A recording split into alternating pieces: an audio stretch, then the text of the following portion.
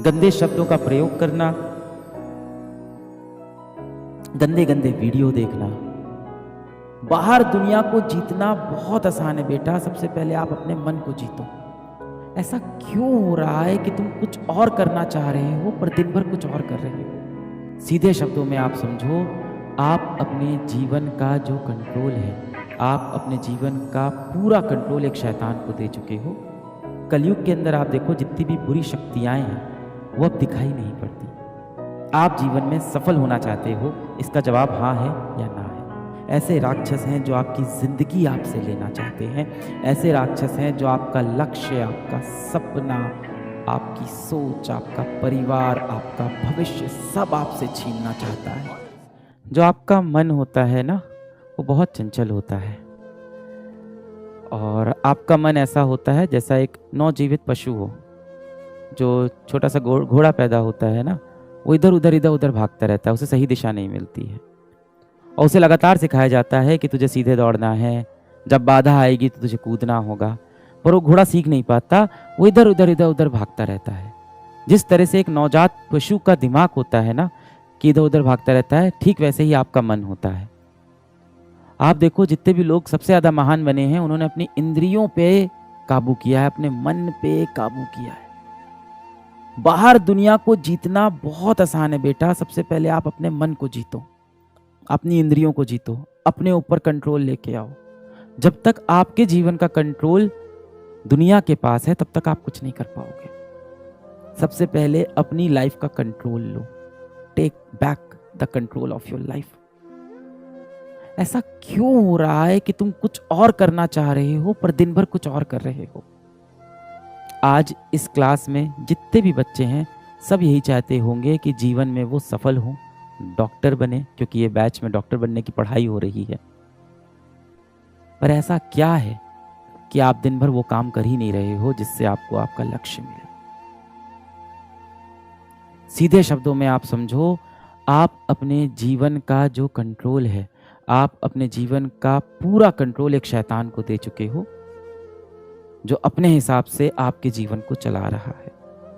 अगर सच में तुम्हें जीवन में सफल होना है, और अपने माँ बाप के लिए क्यों, अपने लिए जीवन में कुछ करना है, अपना नाम बनाना है, अगर अपना नाम रोशन करना है। मैंने एक दिन कहा था कि माँ बाप नाम रख देते हैं, पर नाम बनाना बेटे या बेटी का काम होता है। माता पिता आपका नाम रख देते हैं कि आपका नाम रख दिया आशु, पर इस नाम को बनाने का जो काम है वो आपके ऊपर है। अगर आप सच में अपना नाम बनाना चाहते हो, अगर आपके सच में दिल में ये इच्छा है कि आप जीवन में कुछ बड़ा करोगे, तो आप दिन भर ऐसा कर क्यों नहीं पा रहे हो? आप फंस क्यों गए हो? पुराने समय में क्या होता था कि जो राक्षस होता था, जो दुश्मन होता था, जो शैतान होता था, वो सामने दिखाई पड़ता था। पर ये कलयुग आ गया है। कलयुग के अंदर आप देखो, जितनी भी बुरी शक्तियां हैं वो अब दिखाई नहीं पड़ती। उन्होंने हमारे मन के ऊपर काबू कर लिया है।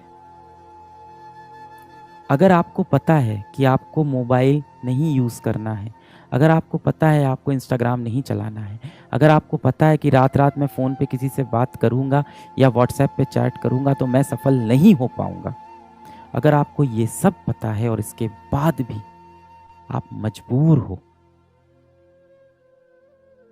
आपके पास अपने जीवन का कंट्रोल नहीं है, तो जाहिर सी बात है कोई तो शैतान है जो दिखाई नहीं पड़ रहा है। कोई साइंस नहीं लगेगी इतनी बात पता लगाने में, कोई साइंस नहीं लगेगी। आप जीवन में सफल होना चाहते हो, इसका जवाब हाँ है या ना है। आप जीवन में सफल होना चाहते हो, इसका जवाब हाँ है या ना है। आप अपने माता पिता को एक अच्छी ज़िंदगी देना चाहते हो, इसका जवाब हाँ है या ना है। आप एक अच्छा घर खरीदना चाहते हो, इसका जवाब हाँ है या ना है। आप देश में हर किसी की सेवा करना चाहते हो, इसका जवाब हाँ है या ना है। आप एक अच्छे व्यक्ति बनना चाहते हो, इसका जवाब हाँ है या ना है। इन सभी का जवाब हाँ है, पर आप कर नहीं पा रहे हो, क्योंकि परेशानी सच में बड़ी है। परेशानी सच में बड़ी है। एक अदृश्य दानव है, एक अदृश्य शैतान है जिसने हमारे मस्तिष्क पे पूरा कब्जा कर लिया है। वो अदृश्य है, ये कलयुग है। वो जो दानव है, वो जो शैतान है, वो सामने दिखाई नहीं पड़ेगा। और ये शैतान इंसानों द्वारा ही बनाया गया है। आप पुराने समय में देखो, जितने भी राक्षस बनते थे वो भगवान से ही आशीर्वाद लेके बनते थे। बड़े बड़े उनको आशीर्वाद मिल जाते थे, फिर बड़े बड़े राक्षस बन जाते थे। जितने भी बड़े आप राक्षस देखो, उन सभी को किसी न किसी भगवान ने ही आशीर्वाद दिया होता है। आज के समय में जो कलयुग के राक्षस हैं, उसको इंसान ने बनाया है। ऐसे राक्षस हैं जो आपका समय आपसे लेना चाहते हैं, ऐसे राक्षस हैं जो आपकी जिंदगी आपसे लेना चाहते हैं, ऐसे राक्षस हैं जो आपका लक्ष्य, आपका सपना, आपकी सोच, आपका परिवार, आपका भविष्य सब आपसे छीनना चाहता है।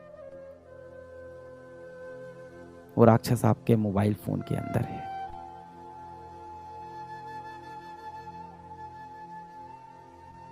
आप मोबाइल का इस्तेमाल नहीं करते हो, मोबाइल आपका इस्तेमाल करता है।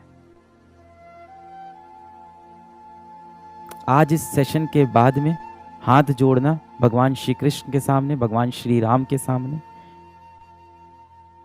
जिस भी भगवान को आप मानते हो, जिस भी धर्म के हो आप। हम भारतीय हैं, हर धर्म की इज्जत करना हमारे संविधान में लिखा है।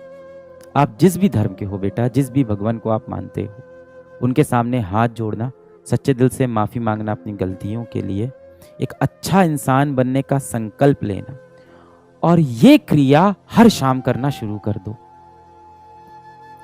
अभी हुआ क्या ना कि कलयुग के अंदर क्या हुआ कि पढ़ाई के नाम पे भगवान पे विश्वास ना करने को पढ़ाई समझने लगे लोग, कूल समझने लगे, अपने आप को एजुकेटेड समझने लगे लोग। माँ बाप से बदतमीजी से बात करने को एजुकेटेड समझने लगे हैं लोग। गंदे शब्दों का प्रयोग करना, गंदे गंदे वीडियो देखना, भगवान पे से भरोसा उठना, इन सब को आप सोचते हो कि आप एजुकेटेड हो गए हो। आप डॉक्टर ही बनने जा रहे हो ना? हाँ, ऑपरेशन थिएटर के अंदर भी एक छोटा सा मंदिर बना होता है बेटा, और डॉक्टर भी क्या बोलता है कि सब भगवान के हाथ में। जैसे ही बुरा समय आता है आप बोलते हो सब भगवान के हाथ में। हर शाम एकदम दिल से अपने एक भगवान से, जो इस भगवान को आप मानते हो, उससे दिलो जान से एकदम कनेक्ट हो जाओ और माफी मांग लो कि आपने जो गलती की है। इतनी शक्ति मिलेगी ना बेटा आपको। जो प्रॉब्लम्स आपको लग रहा है कि चली जाएगी, क्यों नहीं जा रही है? क्योंकि इन सभी प्रॉब्लम को शक्तियां मिली हैं। किसने दी है? किसने दी है? दुनिया के बड़े बड़े दिग्गजों ने दी है।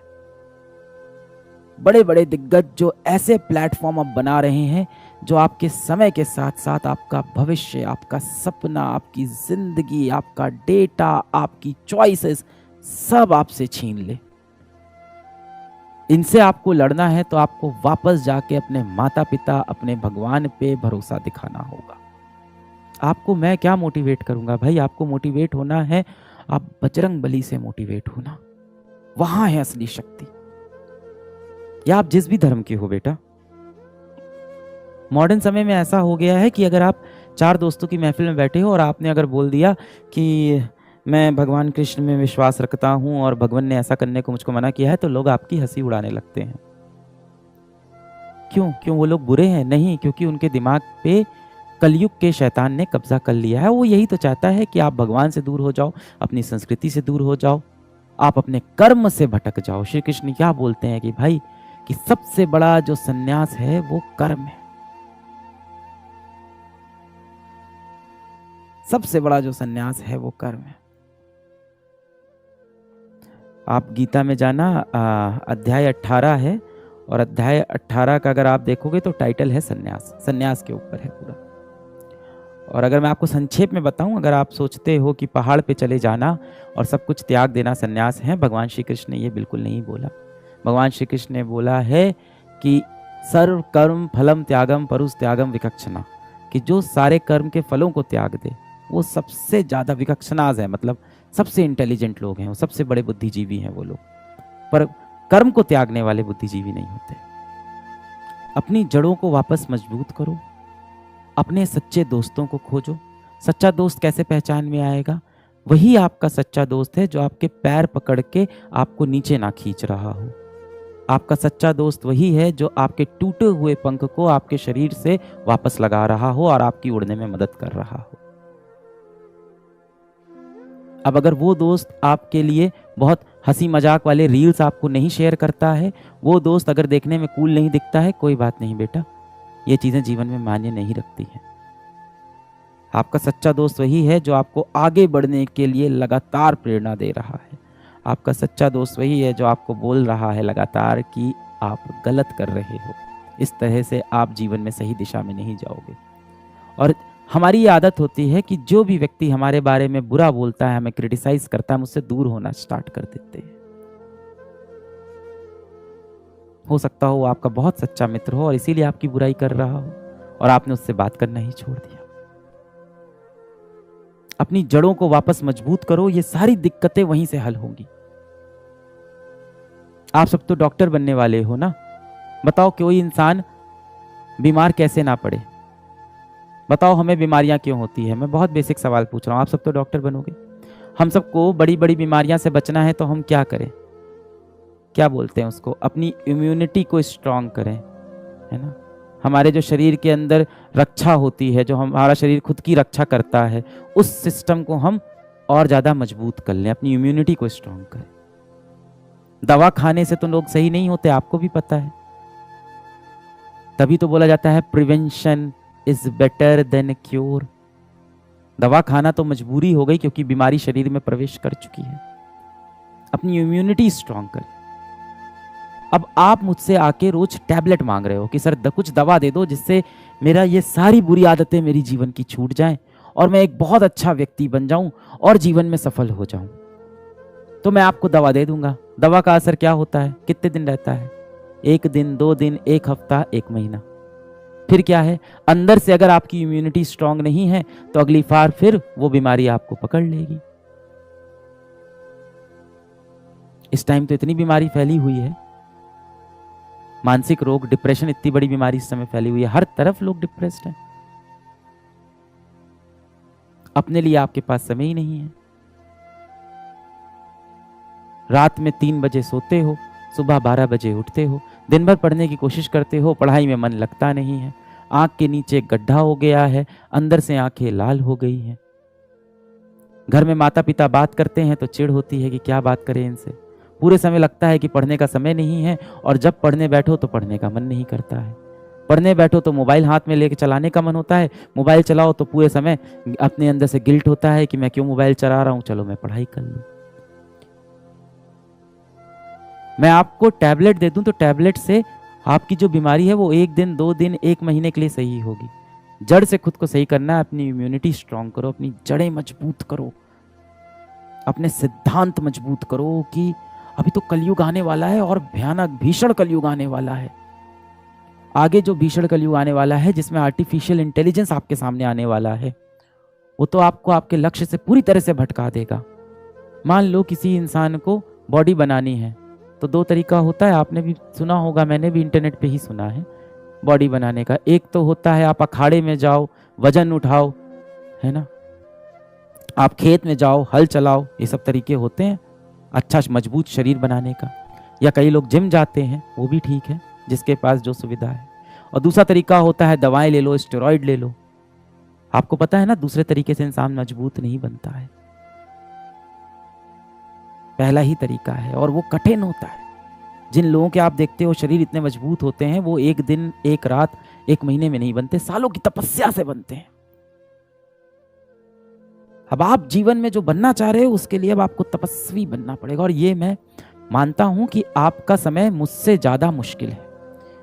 मेरा समय आसान था, हमारे समय में इतने शैतान नहीं थे। जब मैं बच्चा था तब हमारे पर्यावरण में इतने शैतान नहीं थे, इतनी बुरी शक्तियां नहीं थी, हम फिर भी अपने लक्ष्य को साध सकते थे, इतने डिस्ट्रैक्शन नहीं थे। अब बहुत डिस्ट्रैक्शन है।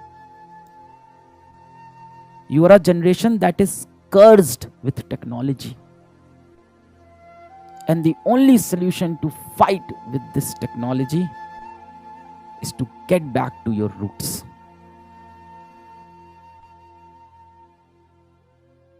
आपको क्या लगता है जो इतने बड़े बड़े टेक जाइंट हैं, जिसने इंस्टाग्राम बनाया, जिसने शॉर्ट्स बनाया, जिसने रील्स बनाया, क्या वो खुद दिन भर रील्स स्क्रॉल करते होंगे? कभी नहीं करते होंगे। आपको क्या लगता है जो लोग वेब सीरीज बनाते हैं, ओटीटी प्लेटफॉर्म बनाते हैं, वो कभी उन पे अपनी खुद की मूवीज देखते होंगे? कभी नहीं देखते होंगे। पूरे टाइम ये देखते हैं कि हमने मासूम जनता को पकड़ के अपना कंटेंट दिखाया कि नहीं दिखाया। 18 साल की उम्र के कितने बच्चे हमारा वीडियो देखते हैं, अब उनको हम अगला ऐड कौन सा दिखा दें? और किस तरह से हम मार्केट में एक वेंडर के पास जाएं और उससे बोलें, या एक कंपनी के पास जाएं और बोलें कि 18 से 20 वर्ष की आयु के हमारे पास 2 लाख बच्चे हैं जो रोज आके हमारे प्लेटफॉर्म पर मूवीज देखते हैं और लगभग 15 मिनट अपने दिन का यहीं पे व्यतीत करते हैं। क्या आपको उन बच्चों को कुछ बेचना है? अच्छा, एक मोबाइल फ़ोन बेचना है? अच्छा, कुछ किताबें बेचनी है? अच्छा, आपको उनको कुछ खिलौने बेचने हैं? आओ ऐड कर दो। दुनिया बहुत बड़ी है। अगर आप प्रॉब्लम को सही में सॉल्व करना चाहते हो तो अब आपको इस दिशा में सोचना पड़ेगा, रूट्स पे वापस आना पड़ेगा।